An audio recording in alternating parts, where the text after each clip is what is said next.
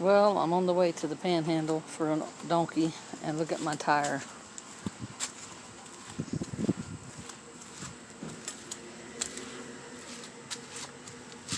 That's what's left of my tire. That's a result of having a bent axle. I have to change the axle. Let me check the other one on the other side. It's starting to wear out too. Has some place on it. It's starting to wear out too, but not like that side.